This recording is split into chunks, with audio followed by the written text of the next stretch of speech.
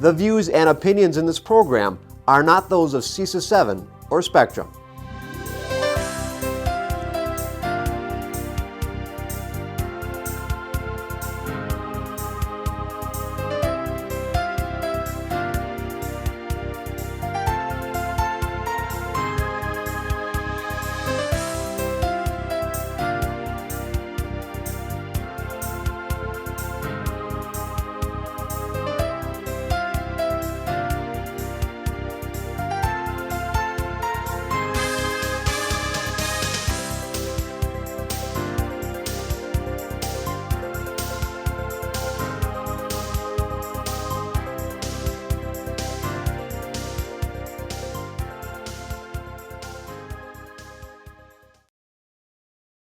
Good evening, everyone. Welcome to the October school board meeting, Monday, October 10th, the 11th, 2021. Before we get into roll call and kick off the meeting, I do want to acknowledge today as Indigenous Peoples Day. Indigenous Peoples Day honors the histories, cultures, and perspectives of the Indigenous people and their ancestors. In the Green Bay Area Public School District, we serve approximately 2,000 Indigenous students from any of the 500 plus First Nations in the country. In addition to that, 4 of our schools within the Green Bay School District reside within the Oneida Nation. And on behalf of the Green Bay Area Public School District Board of Education, I want to thank and honor the First Nation students, families, staff, and community partners who are a part of our community and help us to achieve our mission. With that said, we'll start the meeting then with roll call. Beth, if you could help us with that, please. Becker, Here. McCoy, Here. Vanden Heuvel, Here. Warren, Here. Smith, Here. Welch. Here. 6 board members are present. Laura Layton and Warren is excused from tonight's meeting. Next, we will go to the Pledge of Allegiance. If you could please stand. I pledge allegiance to the flag of the United States of America and to the republic for which it stands, one nation, under God, indivisible, with liberty and justice for all.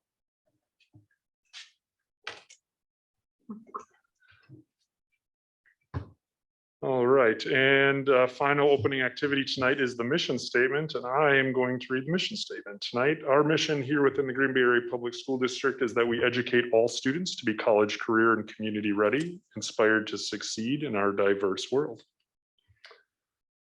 All right, moving on, item number 2, open forum. And first we have our Intercity Student Council report, and we have Emily Kopp joining us virtually to give us our update. Good evening, Emily. Hi, thank you. So for the Intercity Student Council report for tonight's meeting, we have just some good news from the schools. So Preble had a food truck day that was organized by one of our business classes. They kind of put that together and we had a really good turnout. Preble also had a record-breaking homecoming dance turnout this past Saturday. And along with that, we had our homecoming festivities, as did the other schools, but we also had a classroom door decorating contest to show our Preble pride during Spirit Week. At Southwest, the agri-science program is growing lettuce through an aeroponics system in the school that's providing the students with food that's grown in the school and that they can actually consume. JDAL made a Take What You Need board to promote self-care and positive mental health. And over the weekend, East, West, Southwest, and Preble all participated in the marching band showcase at East. We all came together to perform our own individual halftime shows. And then we also got to perform a combined number at the end and kind of come together after a year-long hiatus with COVID and everything. So it was really nice.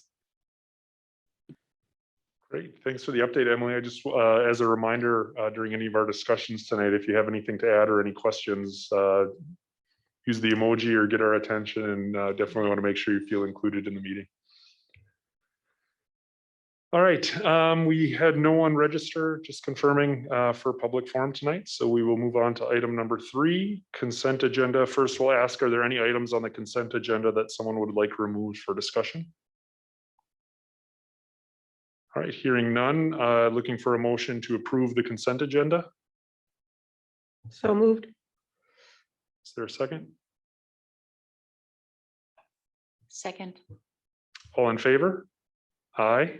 Aye. Opposed? All right, motion, consent agenda passes 6-0. All right, committee meetings report. The first is the Policy and Governance Committee. Laura Leighton and Warren is the chair. Did we have another? I'm going to be doing that. You're going to do that for us? Oh, sorry. So we basically had a very brief meeting. It was a very brief meeting where we talked about basically finishing up the work of the 600 series policy that we've been working on for quite a long time, and also some modifications to the employee handbook around vacation time. So we're going to be voting on those tonight, and it'll be quite a long process, but it represents quite a lot of work from various staff members, especially Melissa Thiel-Collar. Laura, do you mind if I ask, were there any, I mean, I've obviously looked through the policies. Was there anything that was controversial, or was a heavier lift than anything else, or was it all pretty? No, it was all pretty routine. You know, the constant kind of upkeep of these policies is really a pretty big deal. And I think our staff do a really good job of making sure that we're in compliance, and that, you know, that everything lines up the way it needs to be. So. Okay, great. Thank you. Yeah, so we do have quite a few of those policies to approve tonight. It'll take us quite some time to go through them, but appreciate the work that you and the Policy and Governance Committee did going through that work, going through those. All right, next committee meeting report is the Education Committee, and that is chaired by Andrew Becker. Andrew, any updates? We had a discussion item regarding some upcoming proposals for bilingual task forces. We had Hanover, who are engaged to help with setting up some data dashboards for us, and partnering in the process of developing a survey. October, right now, we're in the process of the bilingual program perception survey going out to staff and families, and that'll be followed by task force meetings. And some of the discussion centered around confirming that the task forces will recognize and include people of diverse backgrounds and viewpoints, and making sure that we have, with that external committee, the ability for parent and student representation to weigh in on the future of the bilingual program, and a timeline that would include the next major update would come in early 2022. Okay, great, thank you. Any questions or anything to add from Nancy or Brenda? Thank you for the update, Andrew. All right, moving on then, we're going into our action items. A few of these have staff presentations and attached to them. And the first one, the proposed 2021-22 budget is a motion, but I believe Steve and Angie are going to start that for us. And I believe Angie is with us online. There she is. And so she's going to walk through the budget for us. Just a note, as you're looking at board docs, you might have to scroll down a bit, but you'll note that there are 2 attachments in there that she'll be going over tonight, the budget book and the budget presentation, along with the notice of hearing. Angie? Good evening, everybody. Thanks for being here tonight. Yeah, I'm Angie Robley, the CFO for Green Bay School District. I also have Sarah Noah with me. She is our new Executive Director of Finance. So she will also be presenting with me tonight. She's been with the district for a whopping 3.5 weeks, so nothing like diving in. We're really excited to have her as a part of the team. So welcome to Sarah. So similar to years past, we will be doing, we'll be presenting the budget. We'll be talking about the mill rate proposal. I ask that you just hold your questions until the end. So we'll get through the presentation and then we'll take questions at the end. But first, before we start, I do have a few thank yous to throw out there. You know, Josh Patrick, you know, he's helped tremendously with pulling the budget books together this year and in the past. We have so many different systems and so many moving parts. So he's my technology guy. And so I thank him for being there with the team and struggling through it and pulling it all together. Also, Kristen Rosick and Lori Blakesley, they make it look nice. So thankfully we have people like that because clearly that is not in my wheelhouse. A thank you to Sarah Noah. With her input, Stephanie Elwood, the accountant in our office, she does a tremendous job getting all the budget transfers in and moving things around until it's actually finalized. And then also Phil Pierner out at the print shop does an amazing job for me. It's always last minute crunch time and he always gets them printed, and Jake Alverson always coordinates that for me as well. So thank you to everybody. Beth Jones, she's always running around with the posting right to every place in Green Bay. So thanks, Beth, for your help as well, making sure that I stay on task and that you get your things on time. So thanks to everybody. It's a group effort. Okay, so let's move on. So first page here is just showing our next couple of meetings that will be coming up. We always have a series of 3. So our public engagement will be on the 18th. And then of course, the public hearing where the board votes on the budget and also on the mill rate will be on October 25th. Next slide, please. So the mission statement, Eric obviously read that earlier tonight, so we don't have to spend too much time on this. Next slide. Purpose of the meeting. So why we are here tonight. We are mandated by statute 65.90 for the staff and the board to come together and formulate a proposed budget and then adopt one at the public hearing on the 25th of October. So we'll be identifying our expected revenues, expenditures, and our fund balances tonight. So tonight's agenda. So we're going to be discussing some important factors in the budget process. About how we calculate the mill rate, which is going to be proposed tonight, and then also the moving pieces and the things that come together for our budget. So in the budget summary, we really just focus on the general fund, Fund 10, which is by far the largest fund, you know, throughout like all funds and then also our special education fund, Fund 27. So together, these two make up 85% of the all-in budget. So that's what we will be focusing on tonight and just highlighting some of the major things that are happening within those funds. And then also the mill rate proposal, we'll walk through where a mill rate is and how it's dropped a little bit compared to last year. Next slide. So we'll start with our state biennium budget and the impact on Green Bay. So as we are all well aware, the biennial budget did not produce any additional revenue for any district throughout the state of Wisconsin. So we are frozen for the next 2 years. The per pupil aid amount or the categorical aid that all districts receive of that $742 per student has stayed flat for this year and then also for the following year.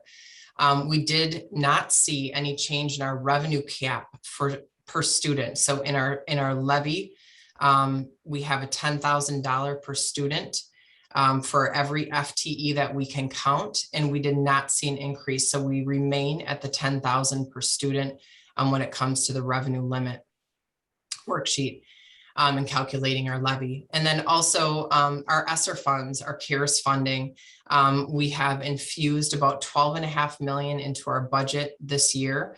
For right now, obviously that's an estimate, you know, for what we know that's coming for 21-22. So in the revenues, We've got 12.5 million in Fund 10, but that's also offset by 12.5 million in expenditures, same as any grant that we are accounting for. They're always offset and they're kind of a wash in Fund 10.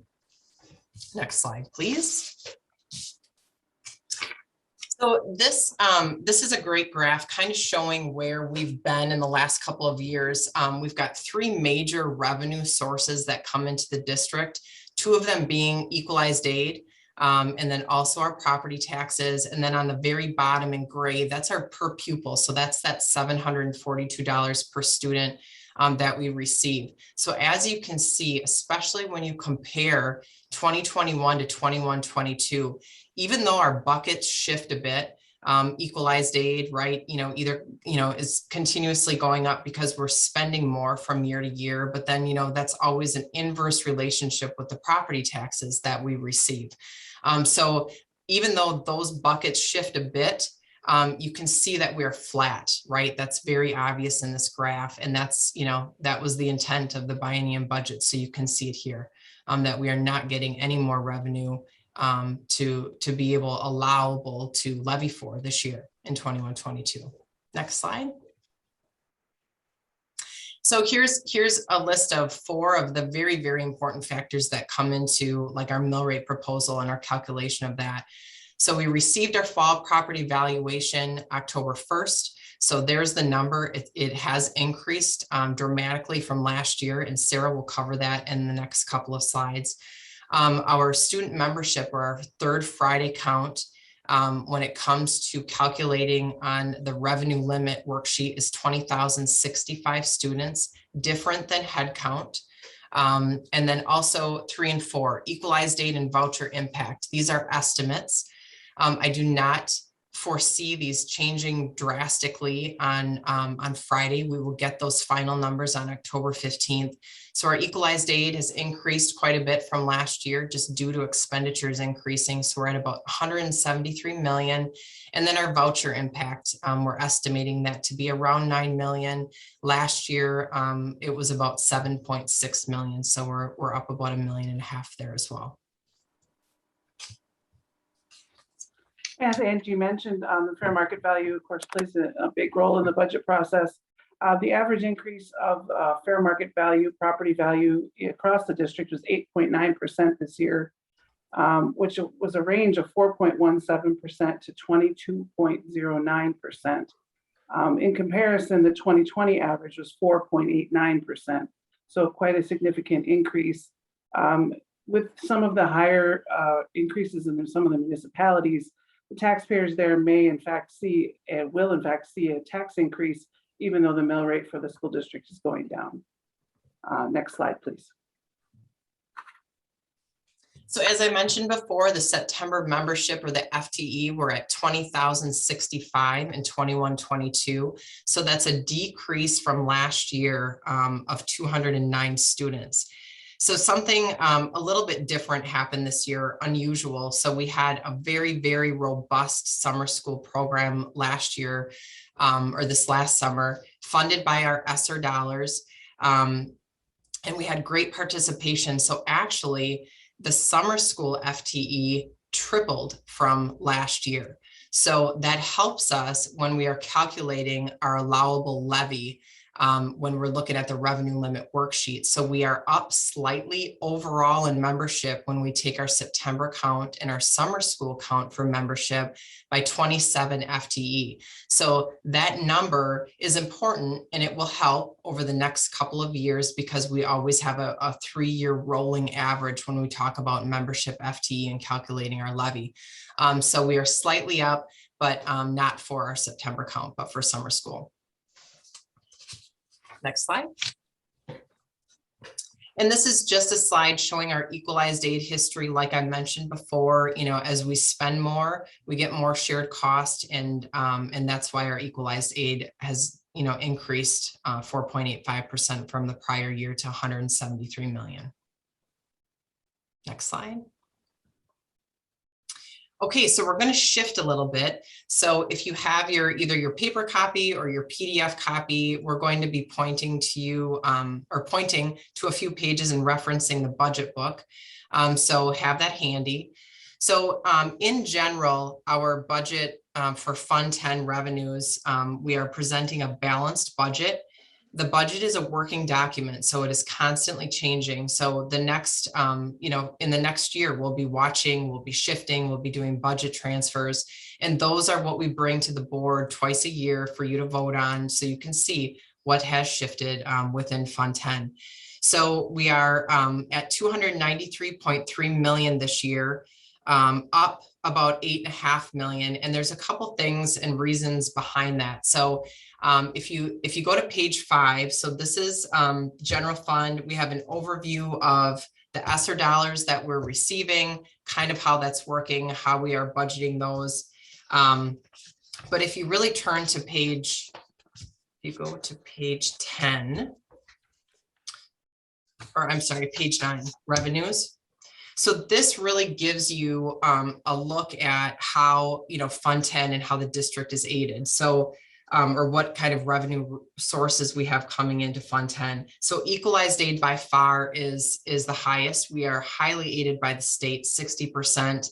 And then obviously the offset to that, or the other 22% that comes in is our taxes. So that's really what makes up how much we can levy and how much revenue we can bring into the district. And then when you're looking at that, about 8% comes from other state aid. So in there is our per pupil or our categorical aid of about 14 million this year. And then in that federal bucket, that 25 million, that's where that 12.5 million of revenue is infused into the budget for ESSER funding.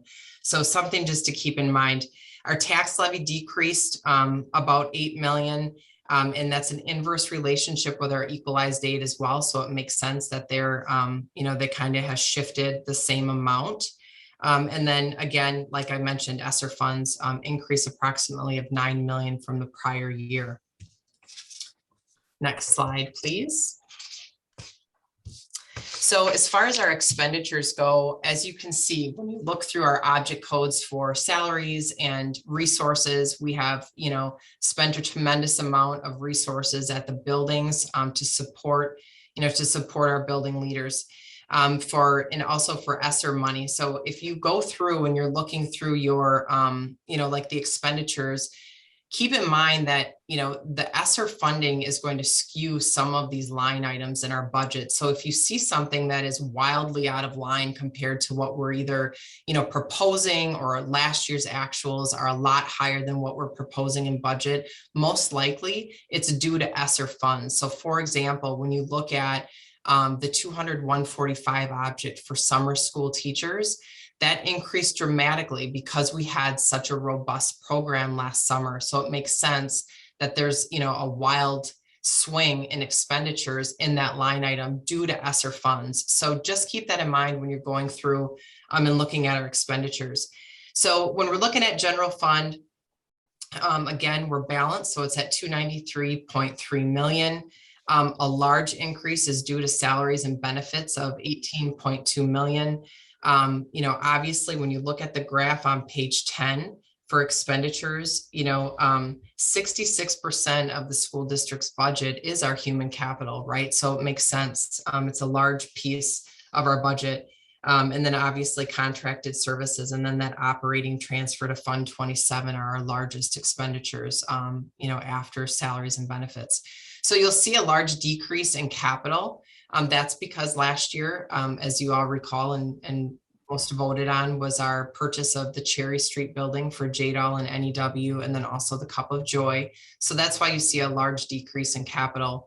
Non-capital, really just, we purchased a lot of computers last year because we were virtual, a lot of technology.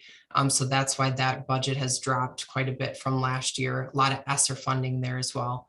And then the increase to special ed transfer of 4.6 million. Next slide, please.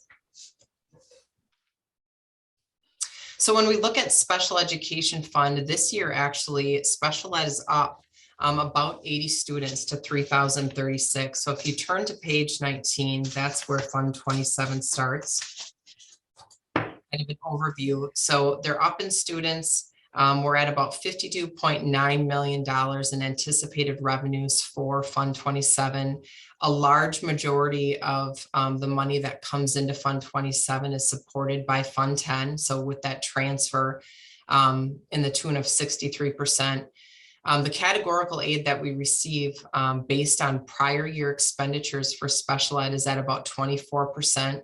And then the other source of income that comes in is from federal. So our SBS Medicaid reimbursement that we receive, and then also a couple smaller federal grants. Next page. So again, increase in special education expenditures of about 3.8 million, comparable to prior year. I always put this maintenance of effort explanation in there because it's something that we have to be in compliance with. So what we're presenting tonight in Fund 27, we are in compliance. Basically, because we receive federal money and aid, we're required to maintain the same or greater local funding from one year to the next. So we are in compliance this year with the presented budget. Next slide. So you can see on the page in front of you all of the other funds that are listed. While these funds are smaller, they're not any less important than the other funds. But in the interest of time tonight, we're not going to go into across them in detail. However, if you have any questions, you can contact Angie or me. The total expenditures for all funds is $404 million. Next slide, please. So our mill rate proposal. So you see the formula. This when you take your property taxes or your levy and you divide it by our fair market value assessed or total assessed fair market value, you get our mill rate. So this rate is spread out equally among all taxpayers. We have 8 municipalities that we tax. And like Sarah mentioned in her previous slide, we had a large increase in property value this year, on average of 8.9%. The total levy for the district is about 96 million, a slight increase from last year at 0.47%. And that is the lowest increase since the 2014-15 school year. Next slide, please. So when we take a look at our mill rate, we do see quite a bit of a drop comparable to last year. We were at 9.79 in 2021, and our estimated mill rate is $9.03 per thousand this year. So a decrease of about 7.76%.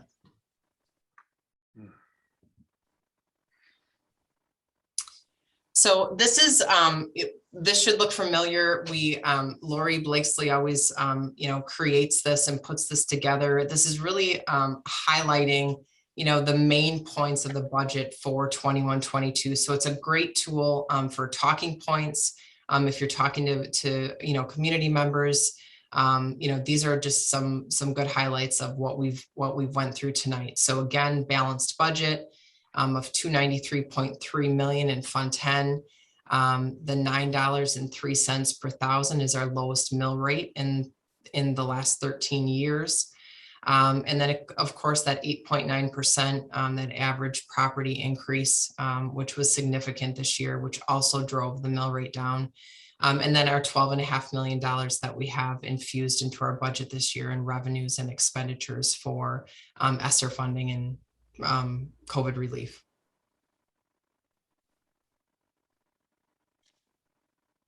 And that's it. Does anyone have any questions? Angie, I have a question. So on the that last kind of graphic organizer, it says our budget is 293. I've always summarized to say, it's right around 300 million. Mm-hmm. But on that budget summary document, it says total expenditures are 404 million. So how does that, how would I explain how our expenditures are 404 million, but our budget is 293? What are the differences in those two numbers? Sure. So as a whole, Eric, we have, Fund 10 and Fund 27, like I said, those are our largest funds, Yep. But we also have all of those other funds that are listed. So all in budget right? Over all the funds, it's 404 million. But when we talk about our general fund, right, of what we're levying, so we levy Fund 10, we levy on Fund 80, our community service fund, and then we levy on Fund 30, which is our debt. Okay, so we talk about Fund 10 and Fund 27 because they're our largest funds. So that's what we focus in on. But when you say all in budget, right? So you have to be kind of specific, right? If you're talking about the general fund, you're about 300 million. If you're talking about all of our funds across the district that, like special ed and Indian ed, then you're at about 404 million in expenditures when you add them all up. So when you go through your book, if you added up all the expenditures, you come up with that 404 million. Okay, but that's some of that is federal funds, special services, things of that nature. So, okay, that Yep. really helps. Thank you. No problem. And one of them is food service, right? Yes, That's food service. Yeah, Food service fund. which Yep, is Fund 50. outside of our, right, regular Yes. budget too. Okay, thanks. Yep. Mhm. Go ahead, Andrew. Would this be the right time to talk about the scheduling of the forums and hearings? Okay, I guess I'd be interested in knowing why these were placed on top of the existing committee meetings or interfering with the scheduled time of them.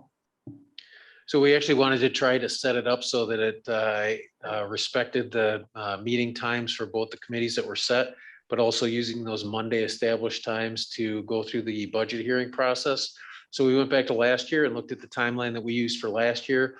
We looked at how that overlapped with the committees. Then we went to the chairs and the administrative liaisons to determine what content looked like for their meetings this month, and then determine how we could infuse those two together so that we could have some seamless meetings that would also create a relatively, hopefully smooth footprint on board members' schedules.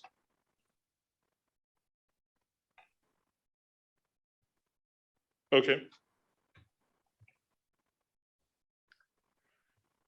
Any other questions on the budget for Angie or Sarah? Go ahead, Brenda. Just a little bit of clarification, again, so that if I have to explain it to someone, the drop in the mill rate,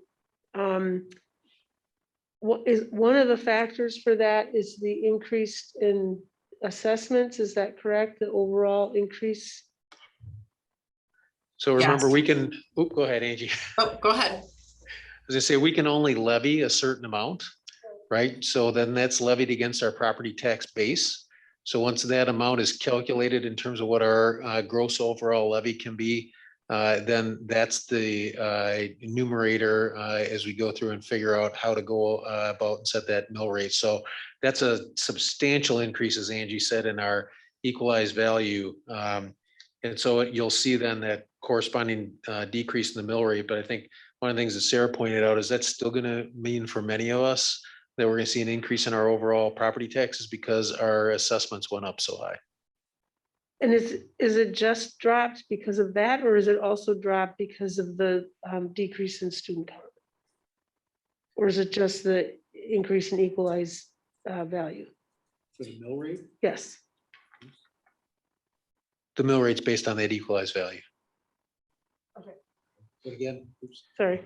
but that revenue limit is set based on our student count.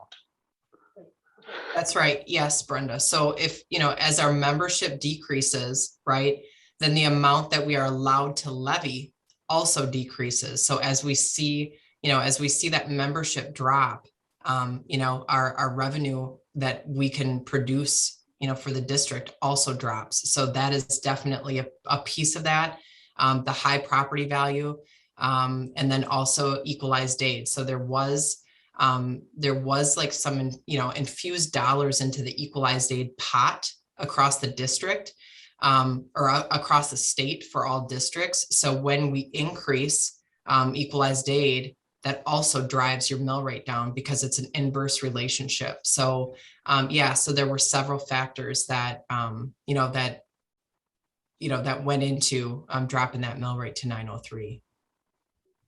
And maybe one other thing to keep in mind, remember that the state this year returned to the commitment of 2/3 funding. And so they pushed more money back towards districts when that happens. Then that portion of our spending limit that is raised through local property taxes goes down as well. Angie, maybe you said this, and I need you to reword it in layman's terms, but also our debt ratio is impacted by that. Is that correct? Because we pay off debt early. Does that impact our mill rate? Yes, it does. So there's a line on the revenue limit. So like I said, we levy for Fund 80, Fund 10, and then also our debt. So you're right. So that can also impact. So as we pay off debt, that can kind of balance out. We've, as a district, we have gone out to referendum. We use debt to keep our mill rate, stable. So as we pay off that debt, yes, that can also affect the mill rate. Thank you. Go ahead, Andrew. So understanding that there can be corrections and additions later, and I know that it's certainly good that the summer school increase in enrollment helped offset our numbers, but what's the preliminary change in the overall enrollment number? We have Josh with us. I know he's been busy working on the enrollment count. You want to give him a quick summary of that?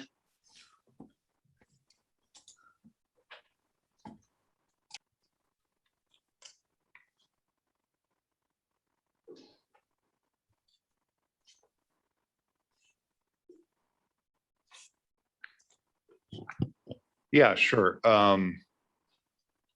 We just certified our third Friday count on October 1st. So when we talk about enrollment, that's not the same as the membership that Angie uses to calculate what our revenue limit is.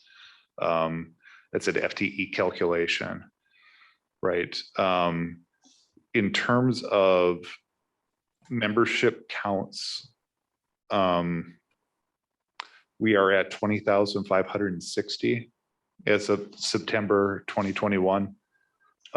September 2020, the final certified count was 20,719. The FTE was disproportionately impacted because we had kind of when you're doing your FTE calculation, 4K is counted as a 0.6, and 3-year-olds are counted as halftime. And we did have stronger enrollment at those grade levels. So while that helped with the overall count, it widened the gap between the count and the FTE. So Angie, for the purpose of the revenue limit, with the September plus the summer school, we were up a net 20 something FTE? 27. 27. 27 FTE, yes. So that's where we're at. And then also at the operations committee meeting next Monday, we'll have a detailed report on the membership and looking at it over time, in addition to including an analysis of students who left the district over the last year and what those reasons were. Okay, thank you. Any other questions on the budget? All right, with that, I would look for a motion to, no, we're approving the budget presentation. We're not approving the official budget, which is what we'll do on the 25th, correct? Okay, so look for a motion to approve the budget presentation. So moved. Is there a second? Second. Seconded by McCoy. We're ready to vote online on all of these, Beth? Okay, voting will be open online here in a minute.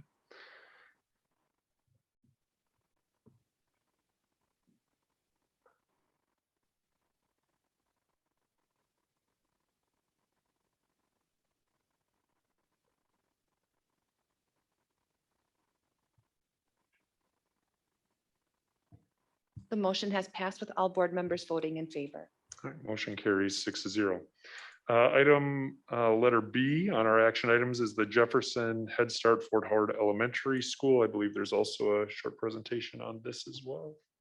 Actually, I was going to jump in just to get us started. But first of all, thank the board for the work that you did to make sure that you could provide stability for the staff at both schools, lend them some predictability in terms of location for placement as we move through that transition from Jefferson Elementary School to a Head Start program. Certainly appreciated that forethought there. And I know that talking to folks out in the field that the staff appreciated that also. Next steps for us as we get ready to prepare for staffing for the 22-23 school year. We are asking that you would consider rescinding the motion that was put in place at that point in time.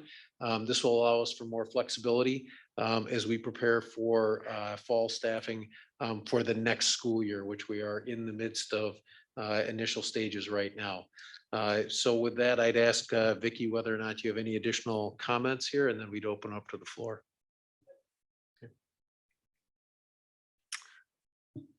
All right, I guess I would ask first, does anyone want to make the motion before we have discussion? Okay, just pulling it up. Item B.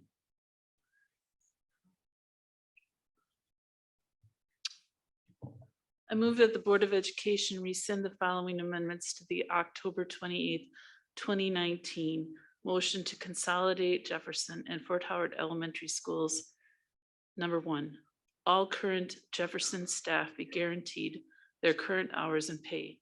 Number 2, transportation consisting at a minimum of hub busing to be offered with no specific end date. Number 3, the combined support staff allocation of 7.85 be maintained at a minimum with no specified end date. And number 4, the total combined FTE between social worker and school counselor must be at least 2.5 FTE with no specified end date. Is there a second? Second. All right, any discussion? Go ahead, Andrew. So these amendments that were offered and some passed, some didn't. Obviously, the ones on this list are ones that passed. These were, I guess, an olive branch, if you will, to families that were concerned about their kids losing their school. And were we just going to, you know, we're teachers going to lose their jobs? And we said no. Less than 2 years ago today. So we don't even have a full year of normal operations stitched together before we're going to jettison these commitments to families. I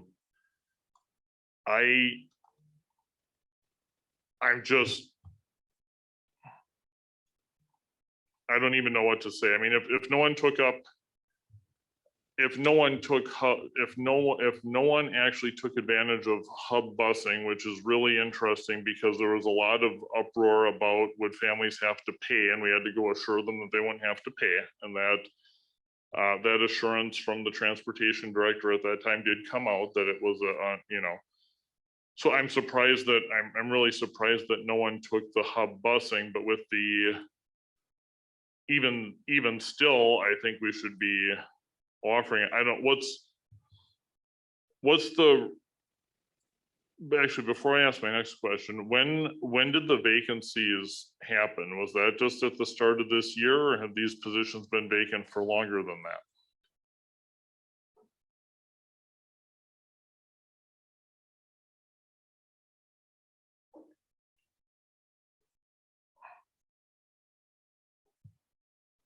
We had a school counselor resign about 3 weeks ago. Okay, so 3 weeks is 3 weeks, and I remember conversation when we were doing these amendments about, hey, what does that mean? Is the board, is it a violation of the board motion if someone leaves? And I was hoping, we wouldn't have to, directly specify, and obviously someone leaving 3 weeks ago, you could not hire and onboard someone fast enough for this. I get that. What about does that make up the whole? Okay, so that's the 0.8. Is that because we went from 7.85 to 7.05? That person is 0.8.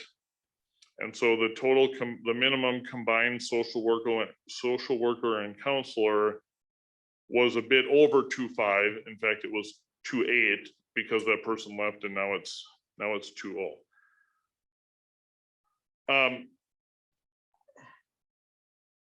I'm glad that staff feels the needs of the students can be met with 2, but I think staff are often, troopers and are gonna roll with the punches, and we're gonna do whatever we're missing. We're gonna roll up our sleeves and do extra because that's what staff does. 2.8 to 2.0 is a pretty big change in ratio in a small place like that. So how do we just, I guess before I get into the impact of what it means to the community to say we're going to keep staffing the same in these special needs areas, I'm first interested in just the practical. How do you drop, if you drop 0.8, if you had a 0.8 opening in a large high school with 30 some FTEs of something, you drop 0.8, that's different than losing from 2.8 down to 2.0 of your counselors and social workers at a relatively small elementary. Right, if you take a look at table 2, even at a 1 FTE for school social worker and 1 FTE for school counselor, Fort Howard would still be above the district average for number of employee to student.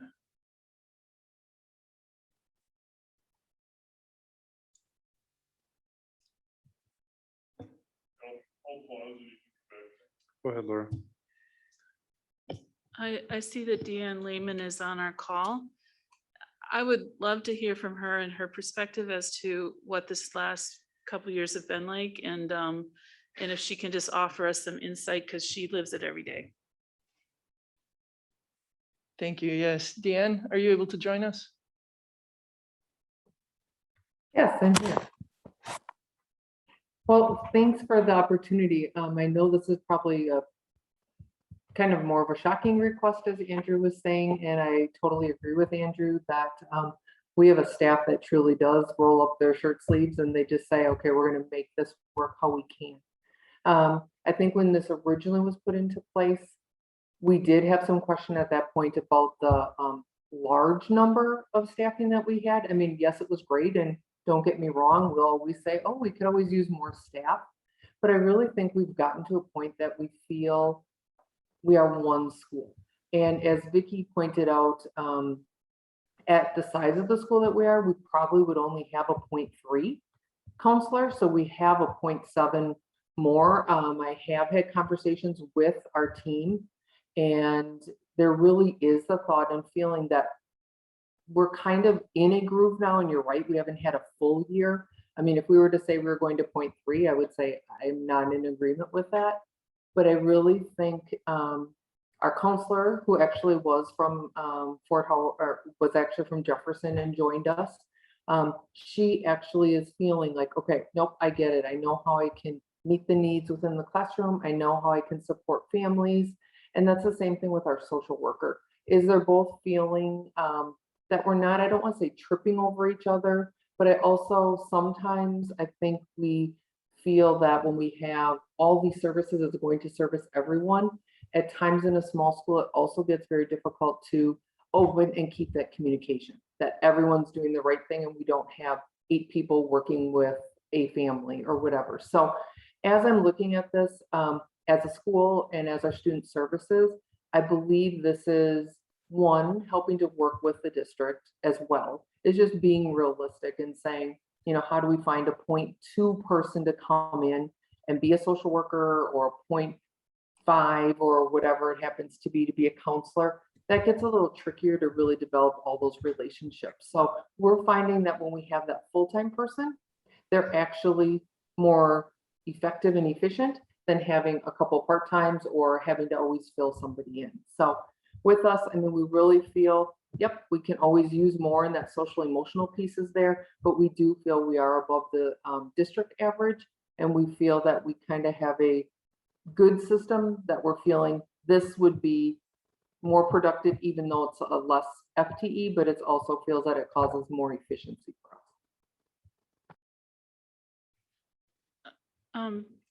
Deanne, can you, so it's been a while since we kind of had a chance to have an update on the transition.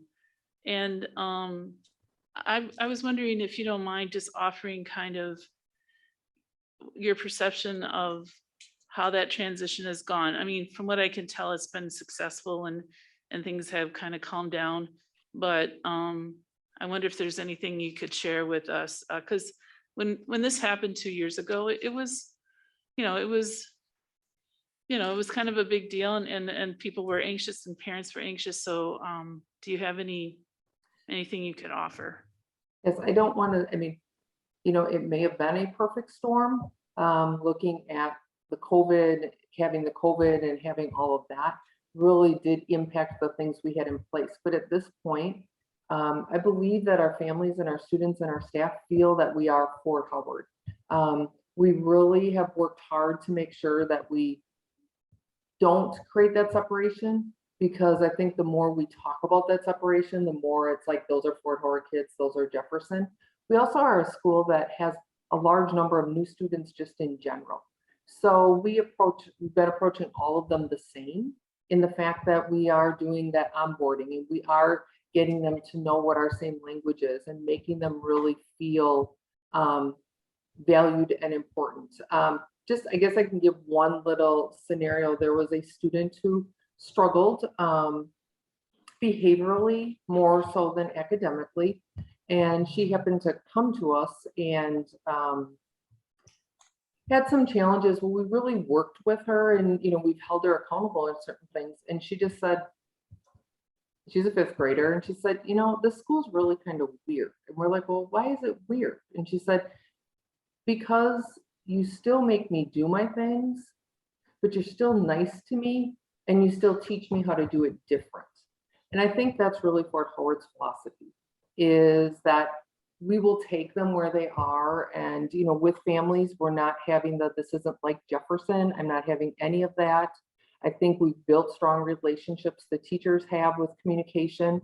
I think a number of the families who may have been very nervous and vocal when this first was starting are, I think, some of our strongest allies right now, that they really are appreciating how they've been handled and how we've made them feel comfortable and welcome. Thank you very much. If I could just quickly, what she's sharing is really a result of the Fort Howard Jefferson staff under Deanne's leadership. I know you can see that just from the way she's presenting information tonight. She's a heck of a leader and we're lucky to have her. Go ahead, Nancy. I was wondering what the numbers were, the district comparison, those numbers, and Fort Howard. The specific ratios, I could get those to you. Go ahead, Andrew. So I guess while my concerns about the practical side of services to the population of Fort Howard have been somewhat alleviated, I still come back to the point that we told families we were going to do things differently. We were going to provide extra protection when a school's being merged into another school. And this doesn't sit right with me to take, even though I think it'll work out okay, I just wonder if we have a consolidation in the future and there's any sidebar, what's the word? Guardrails, I believe the former superintendent used. When they see that we did this, the new administration came in reversing it when there was less than 1 year of in-person instruction, and there certainly could or may not be differences in how much supplemental service is needed during virtual versus in-person. What's the public gonna say when we put guardrails on? They're gonna say, even if we put guardrails on with no, don't get me wrong, I expected this maybe next year or the following year as things shook out, but to me, this is, I don't see how we can do this and have such a vote in the future. Have such a vote in the future taken seriously. So. Mr. Becker, I don't think what the board did in October of 2019 was inappropriate or out of bounds. I think it was the right thing to do. And I think it showed a commitment to the community that this board was serious about making sure the transition was successful. What we've done, according to our job, is to evaluate how it's gone. And that's why we're coming to you with the recommendation. Is I would expect anytime the board makes a decision about something that we regularly would evaluate it and come back to you with an update and a recommendation. I don't know how the public could see as you now backtracking on something, because what you suggested worked. It got us to this point. And if I could just add to that, I think the other thing that goes along with it is the trust that we have in our staff. If we had gone to Deanne and her team and said, here's something that we see as a reduction, and that wasn't something she believed in, we wouldn't be bringing that to you today. Yeah, Well, I guess, go ahead. No, go ahead. You can. I would be far more vocal about it if the building staff was against it and we were doing it anyways. And also, I don't think it would probably have been here. It probably would have just waited more time. But I guess I knew when, I knew that in making those motions that some of these motions were going to put in ratios, not just a little higher, but much higher than the rest of the district. But that was a trade-off that, more money was going to be invested here, perhaps to have more positions on a ratio basis than we would generally staff a school at to adjust for this. And I guess the bottom line is, when it comes down to it for me, I probably could get to a yes on these and feel good that the commitment was kept long enough to truly see what a whole year, even if it was right now and there hadn't been a long period of virtual instruction, right? That we would, if we had a whole school year to go through and see, look, now after seeing a whole year in person and the appointments, and here's how many times the extra 0.5 the extra counseling position actually ended up, helping out in other buildings or whatever, because there was extra space. I just think I'm going to vote no, because I think you need a full year in person to be able to answer that with the kind of certainty that I would need to rescind a motion. Go ahead, Brenda. When I voted on these amendments, my goal was to have the transition be as smooth as it could be to reassure families. What I'm hearing now is that the school has done well. There's not a feeling of Jefferson, Fort Howard students as being separate.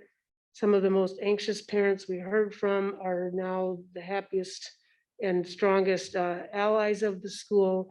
And I'm not, so when I make decisions based on what I'm hearing at the time, not based on what I voted on 2 years ago with some notion of how long this would take.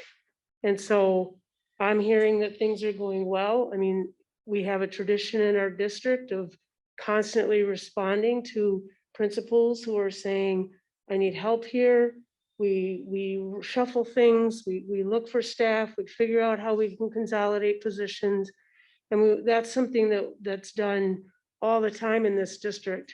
And so I'm voting yes to whatever the word is, to stop the amendments that we made, because I feel like I'm not hearing that there's a need for these extra positions there, that things have gone well. And I'm certain that there will be needs in other schools that would be much better served by these positions than Fort Howard right now. And it could change. I mean, it's, our schools are always in flux, but I don't think I don't want to have us be stuck with decisions we make. I mean, I like to make my decisions based on the information I'm getting right now, not what I expected maybe to happen two years ago when I made the decision. So I'll be voting yes. Yeah, I would just add, during the anxious time that we were having this discussion, there were a lot of people who were saying things that they were afraid that were going to happen as a result of the merger of the two schools. And so one of the reasons we did pass the amendments that we did was to assure them that it wouldn't. So I look at the first one, it's not even about the parents and the families, it's about the staff, that, hey, no one's going to get laid off, everyone's going to keep their job. We need people more than ever before. There's no way that we're getting rid of anybody. So that has obviously been the case. Transportation busing, I don't know how long we have to offer it and just show that there's no interest. So that takes care of itself. Nobody knows that building better than Deanne Lehman. And to me, her opinion alone is enough for me to pass this. And then when I look at the social worker piece and the 0.8 person, you can't tell me that the HR department is going to go out and try to find a social worker or a counselor and put them at a building that already has more than the average, when there's schools that in our district that have below the average. That is not serving our district well, and certainly not equity at this point. So I'm ready to support it because it was successful, and second Vicky's comments and thank the staff and the leadership who got us to where we have been. Any other discussion? Go ahead, Andrew. I guess the last thing I'll say is that certainly my vote might be different if we were in a budgetary situation that there was, we were facing a cut. I mean, that would be a very clear material difference between, saying, okay, now in the light of not having to cut a position to do this, then my vote would be different on the staff, at least on the staff portions of these. I guess I have one other question. I realize that people have we have a new transportation director who was not here for this part. I'm just really surprised how we ended up with nobody of 100 and some students taking up hub busing. I think I had some concerns about how widely it was, how well known it was. There was the miscommunication, or I don't want to say miscommunication, that implies we might have done. I think it was more a rumor that there would be the $200 parent busing that was clarified, and the transportation. I'm just surprised for talking about, for the amount of concern about kids getting there. How did we have? Did we really have zero? Or did we have a few that just kind of stopped asking about it?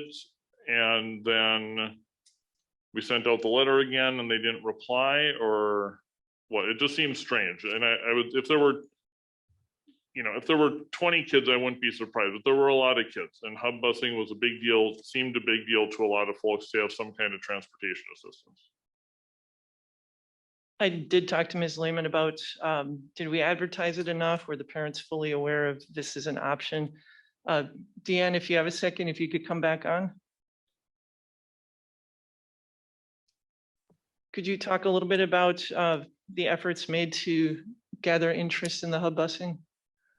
And we had our classroom teachers talk with families during conferences last year and talked about that when we were starting to come back. I believe our first year we had 3 families that had showed interest that they really wanted to. And I think throughout the year, we probably had 1, maybe 2 that might have used it consistently. And then this past year, we had 1 family, or our current year, we had 1 family that really even showed any interest and then had asked at transportation, and then it never came to fruition. They figured out another way, and they just didn't really think that they needed it. So you're right, Andrew, I was really surprised that by the numbers, but then again, I'm not sure if when we went through and did this, it was a lot of emotion and fear versus true need. So you're right, we don't have, and I think it's also because we have so many walkers, but if we would have had more interest, we would have said, yeah, we're still gonna need to keep it going, but we haven't. And even some of those, when I had called to check, they just, nope, they didn't need, they had a different arrangement made.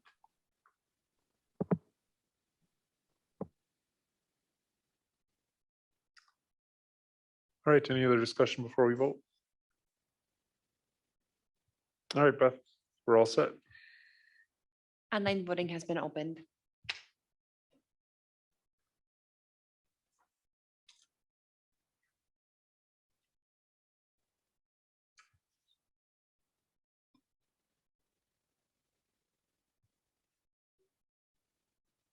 All votes have been entered and the motion has carried. The results of the individual board member votes are as follows. Vanden Heuvel, yes. Smith, yes. Becker, no. Warren, yes. McCoy, yes. Welch, yes. Motion carries 5-1.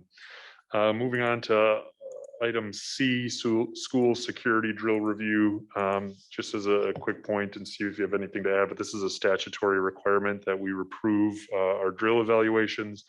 The specific details of each individual security drill is in the executive content for board members only, just due to the sensitive nature of the material. So statutorily, we are required to approve this, but the specific details of the security drills are not available to the public.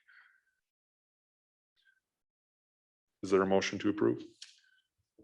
I move that the pursuant to Wisconsin statute, section 118.07, parent 4, parent CP, the written drill evaluations submitted by the principals from all district schools as reviewed be accepted. Second, Any discussion? All right, Beth, we're set. Online voting has been opened.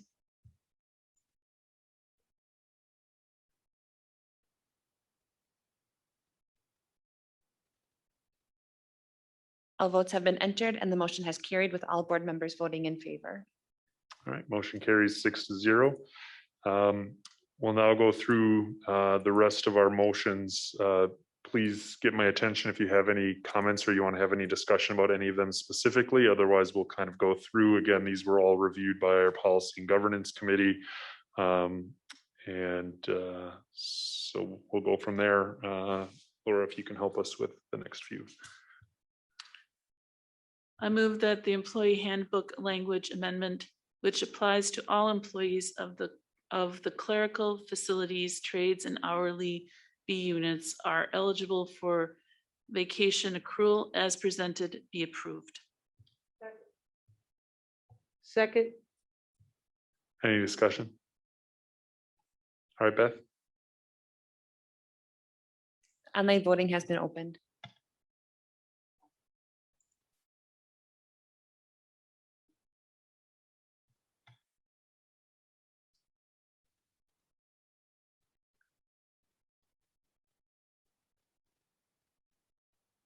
All votes have been entered and the motion has carried with all board members voting in favor. Motion carries 6-0. Item E, annual operating budget.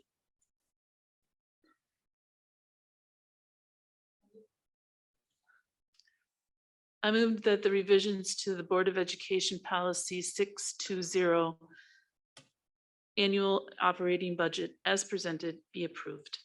Second, Any discussion? Andrew? So when we're reading through these, is it, and we're looking at the red line version, is it correct that unless clearly marked in here, language is the same, or are some of these complete rewrites?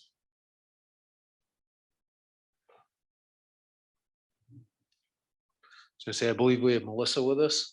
There she is. Hi, Andrew. You are correct that unless there are red lines, they are new policies. For policy 620, the only thing that's updated in that policy, if you look at the red line on the bottom, are cross-references. We've now cleaned up the cross-references in all of the policies we're bringing forward tonight so that they do not reference policies that do not exist. Thank you. Any other questions? All right, Beth. Online voting has been opened.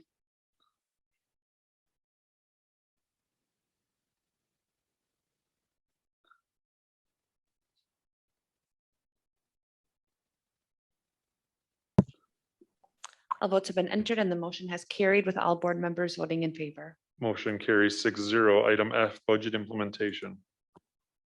I move that the revisions of the Board of Education Policy 623 budget implementation as presented be approved. second, Any discussion? Beth? Online voting is open.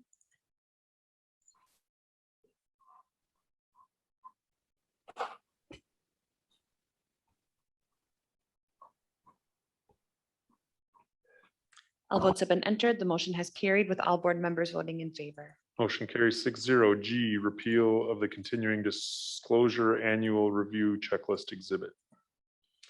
I move that the Board of Education Exhibit 631.1 continuing disclosure annual review checklist be repealed. second, Any discussion? Beth? Voting has been opened.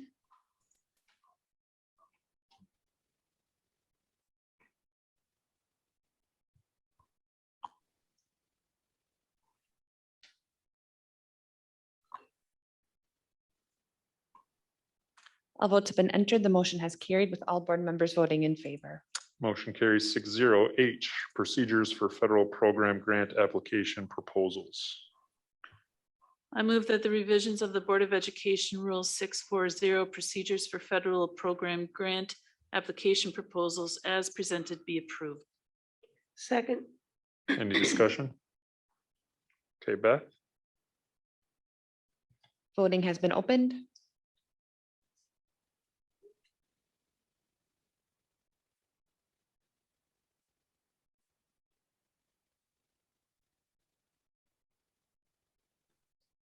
All votes have been entered. The motion has carried. All board members have voted in favor. Item I, student fees. I move that the Board of Education Policy 656 student fees as presented be approved. second, Any discussion? Beth? Voting is open.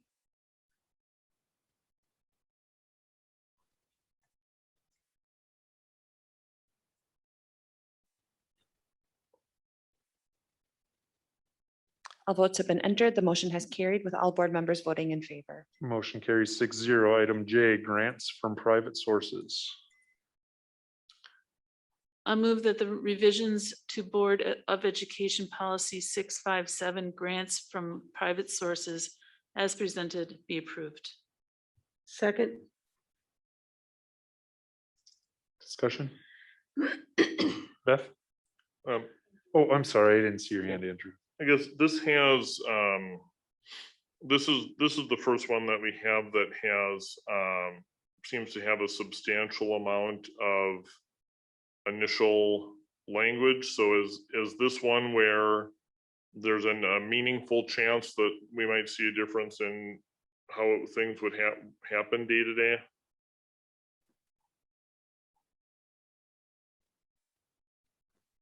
Angie can chime in as well, but since the original policy was passed, this, we, in 2015, this has really evolved. At the time the budget, I'm sorry, this policy was passed, we did not have the grants position that Kim Shannick and now Amy Fish hold. And so this policy really reflects the work that they've been doing and the practices and procedures we have in place.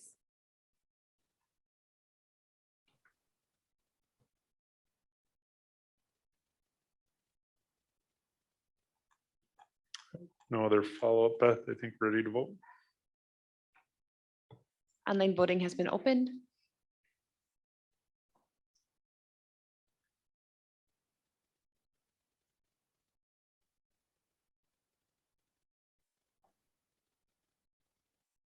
All votes have been entered. The motion has carried with all board members voting in favor. Motion carries 6-0. K is the rule, grants from private sources. I move that the revisions to the Board of Education Rules 657, grants from private sources as presented be approved. Second. Any discussion? Beth? Voting is open.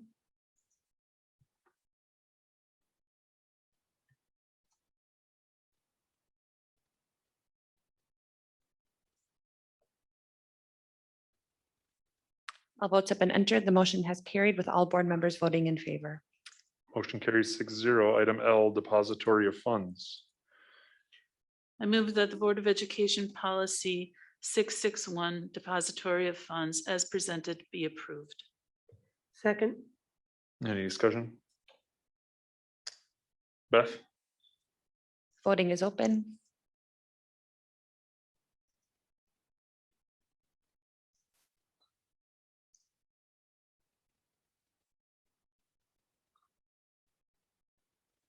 All votes have been entered. The motion has carried with all board members voting in favor.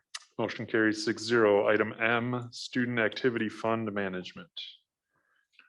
I move that the Board of Education Policy 662.1, Student Activity Fund Management 661, as presented be approved. Second. Any discussion? Beth? Voting has been opened.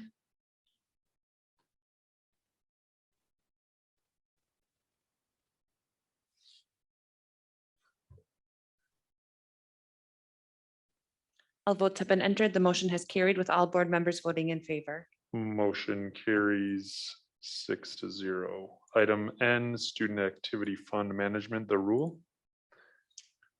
I move that the Board of Education Rule 662.1, Student Activity Fund Management 661, as presented be approved.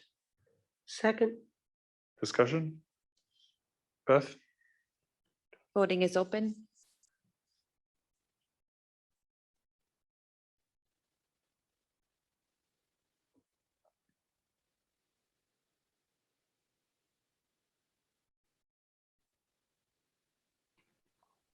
All votes have been entered. The motion has carried with all board members voting in favor. Motion carries 6-0. Item O, the fund balance. I move that the revisions to the Board of Education Policy 662.3 fund balance as presented be approved. I second. Any discussion? Andrew? I guess I would, I'd like to clarify how binding is the impact when we say the district strives to meet a target of 20% fund balance. Does that mean that the binding language that would require a policy waiver would be to go below 15, but 20 is recommended? I'm just not used to that in policies, or are recommended being different than the binding.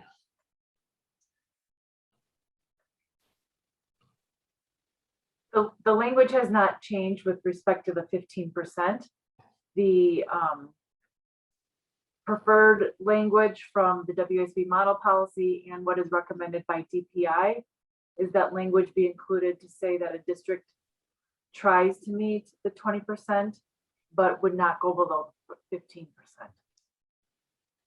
Okay, but what is the, I mean, I need more than, I wouldn't, for me to vote yes, I would need more than WSB recommends it to put non-binding language into a policy that could lead to confusion. Well, we have language throughout our policies, Andrew, that are advisory and set forth the district's mission, vision, and goals. So I would just ask Angie for her to speak with respect to, it's not just the WSB model policy, it's also based on what DPI advises with respect to a fund balance. Are you available, Angie? Yes. Sorry, fix my camera here. Yeah, so as far as the auditors go as well, 20% has always been out there. Actually 25% is generally what they're saying.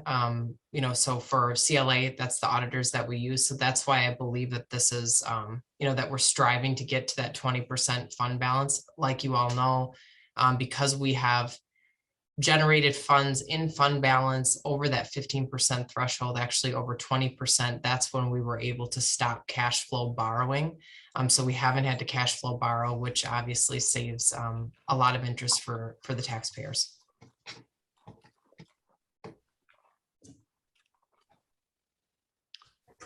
But it doesn't change. I mean, we're not going to get a different, there's no different, it's not likely to be any different audit report if we went to, and I realize we're above 20, we're above 20 right now, right? Yes. If we went to 19 one year, it's not like we get partial credit for having policy language that we strive for 20, right? I mean, it's either the auditors are going to look, and the credit agencies are going to look at the whole picture. I have always had a little bit different view, I guess, of fund balance, in that at certain times, such as when short-term cash flow borrowing might be very low, I've voted no sometimes on budgets for banking a lot of extra rainy day fund when programs weren't being funded. So yeah, I just don't, having two different numbers for the same thing in the same paragraph, and one is enforceable and one isn't, just seems to be something that's it's just something that's going to lead to confusion someday.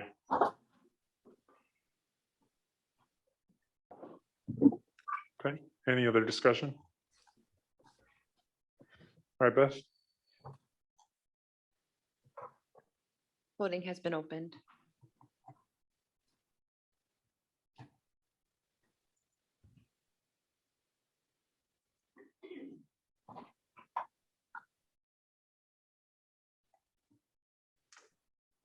All votes have been entered. The motion has carried. The results of the individual board member votes are as follows. Vanden Heuvel, yes. Smith, yes. Becker, no.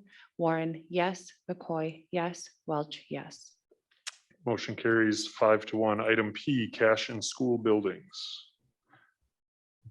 I move that the revisions to Board of Education Policy 664, cash in school buildings as presented, be approved. I second. Any discussion? Beth? Online voting is open.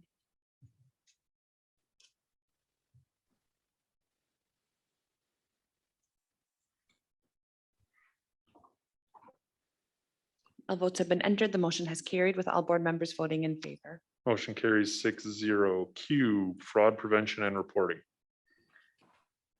I move that the Board of Education Policy 665 Fraud Prevention and Reporting as presented be approved. I'll second.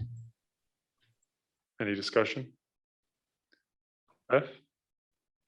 Voting is open.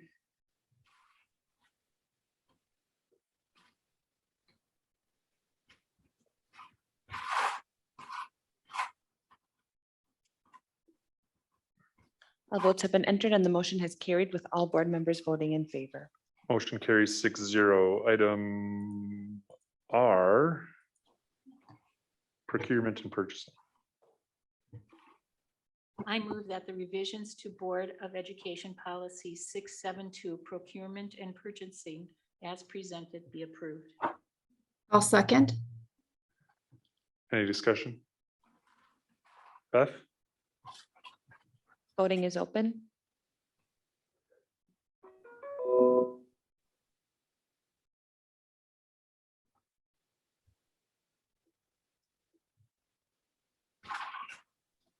All votes have been entered and the motion has carried with all board members voting in favor. Motion carries 6-0. Item S, procurement and purchasing, the rule. I move that the revisions to Board of Education Rule 672 Procurement and Purchasing as presented be approved. I'll second. Any discussion? Beth? Voting is open.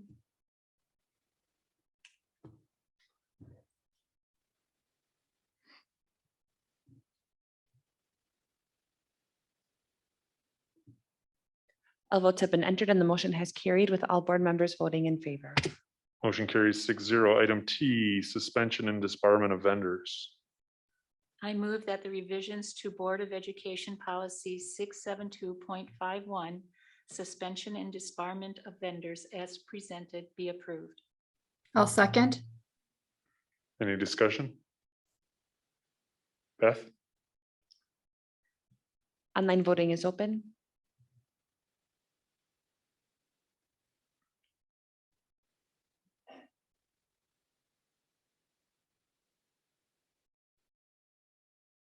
All votes have been entered. The motion has carried with all board members voting in favor. Motion carries 6-0. Item U, payment procedures. I move that the revisions to Board of Education Policy 673 Payment Procedures as presented be approved. Second. Any discussion? Beth? Online voting is open.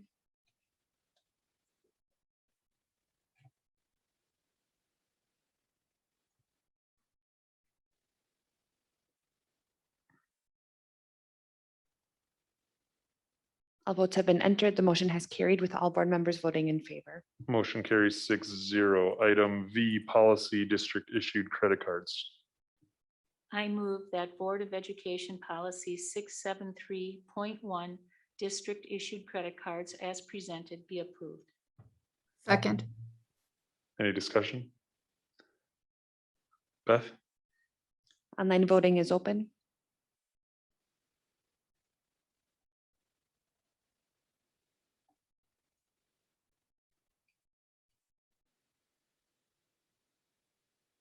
All votes have been entered. The motion has carried with all board members voting in favor.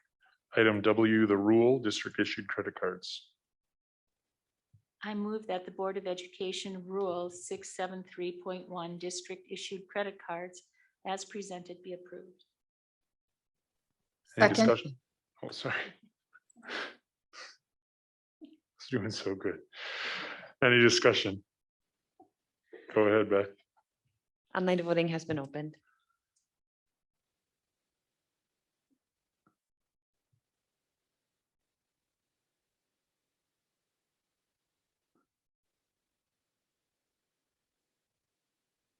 All votes have been entered and the motion has carried with all board members voting in favor. Item X, policy fiscal management and internal controls. I move that the revisions to Board of Education Policy 681 Fiscal Management and Internal Controls as presented be approved. Second. Any discussion? Beth?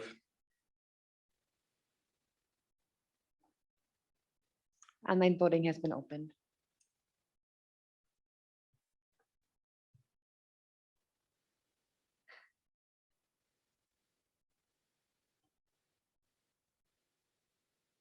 All votes have been entered and the motion has carried with all board members voting in favor. Item Y, policy management of capital assets. I move that Board of Education Policy 683, Management of Capital Assets as presented be approved. Second. Any discussion? Beth?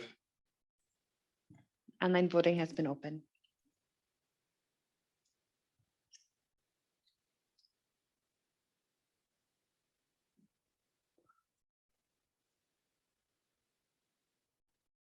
All votes have been entered. The motion has carried with all board members voting in favor. Motion carries 6-0. Item Z, school properties disposal. I move that the revisions to Board of Education Policy 690, School Properties as presented be approved. Second. Any discussion? Go ahead, Beth. Online voting is open.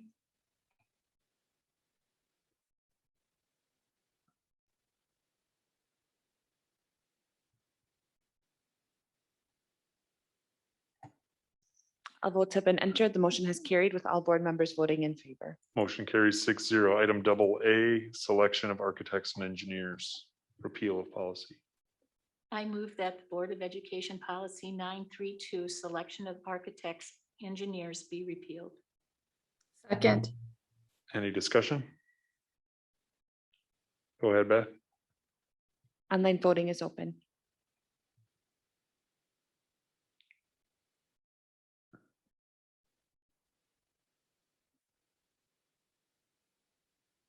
All votes have been entered. The motion has carried with all board members voting in favor. Motion carries 6-0. Item BB, selection, repeal of the rule, architects and engineers.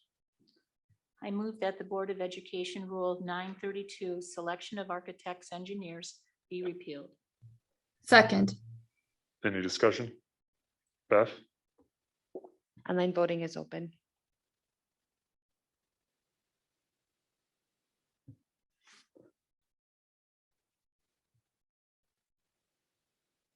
All votes have been entered. The motion has carried with all board members voting in favor.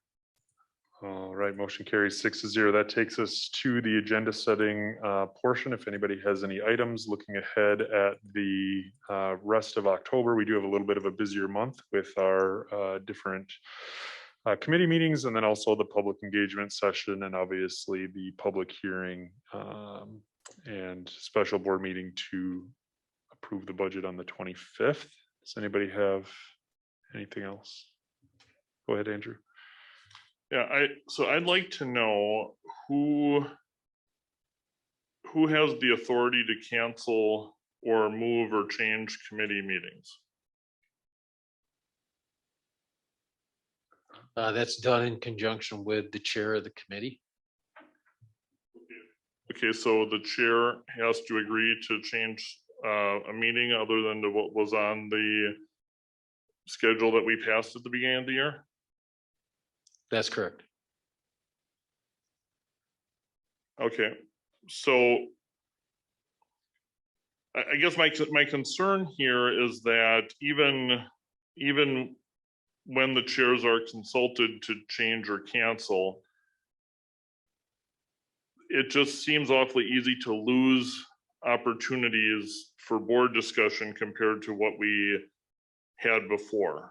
And it seems to be, it just becomes harder to have a board member initiated idea get into the hopper, where before there was always a method because there was a work session, and those work sessions, I don't remember them ever being canceled. They were moved to different weeks because of holidays or other issues sometimes. So we've already had a couple of cancellations of different committees. So I guess I'm just concerned that the ability to, in a timely way, have a member initiated idea or a community generated idea go through the process, there just seems to be a lot more chances that it can be missed, or that it's going to be an extra month to do something. I mean, right now, if something came up if an idea came, and I'm not saying, obviously, the natural date for education would have been December 27th. I get that particular date isn't going to work. But I guess that's my concern. And yeah, that's my concern. So again, the intent is for the chair of each committee to make sure that they're working with both their committee members and then whoever the administrative liaison is to calendar those items of interest that you're talking about. So if anyone's having a challenge getting something onto one of those agendas, please let me know, and we can certainly work together to make sure that those opportunities are afforded to you. And when we have those calendar instances like you described with the break, we'll either try to reschedule that meeting or either accelerate items to the month prior to, or if it's not time sensitive, delay to the month after. So the intent is to work collaboratively with those committee chairs and those administrative liaisons, along with the members of the committee, to best meet their needs. Sure, but the idea could come up during a gap that was created unanticipated. I mean, we have had times where the work session was maybe very, very short because, as it turned out, no items needed to go on there, but there have been I remember relevant items being added to agendas on just a few days notice to a work session or sometimes a board meeting. So if we allow there to be, because now that certain topics have to go to certain committees, there just exists a much bigger chance for long gaps before an idea could be considered that maybe no one had at the time that they were changing that. That's why I supported, that's why I thought we should have maintained the monthly work session anyways, even if it was short, because also when we cancel committee meetings or move them or don't hold them, that also is opportunities for public input that go away. And there was a guaranteed 2 opportunities for live public, live or after COVID virtual public opinion. And now those could be as high as 4, but it could be down to 1 if we're canceling and moving meetings. I guess my final question about about committee meetings is, did the Jefferson Head Start Fort Howard proposal go through a committee? I believe that came through policy.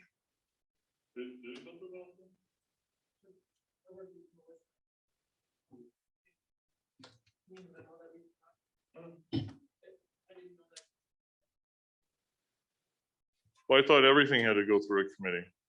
Well, that was a continuation of things that had gone through. So I think that it was a continuation of the work that the board had been doing.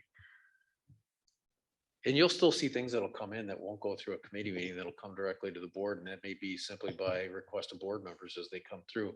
I think one of the things you asked earlier, and I think it's important to know, the intent is to create multiple forums for things to go through, certainly not to slow anything down.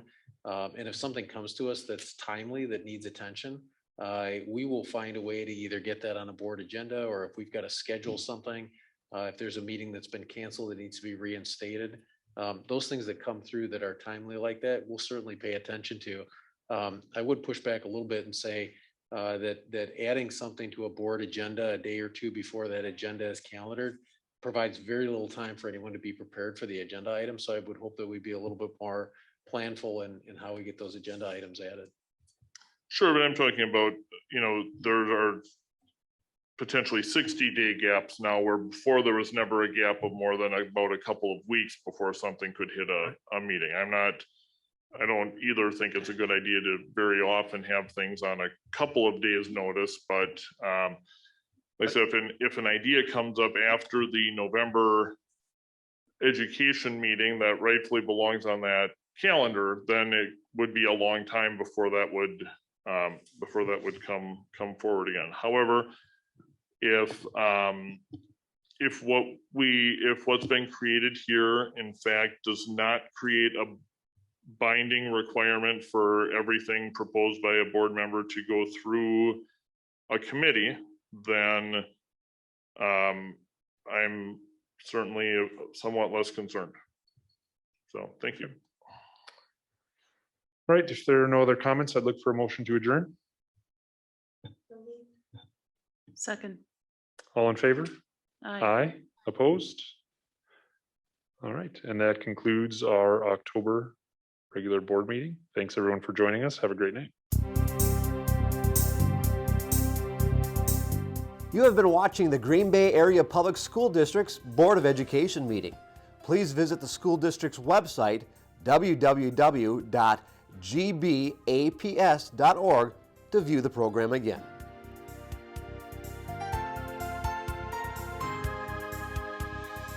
If you cannot fully access the information on this video, please let us know the accessibility issue you are having by calling 920-448-2025 or by email at communications@gbaps.org.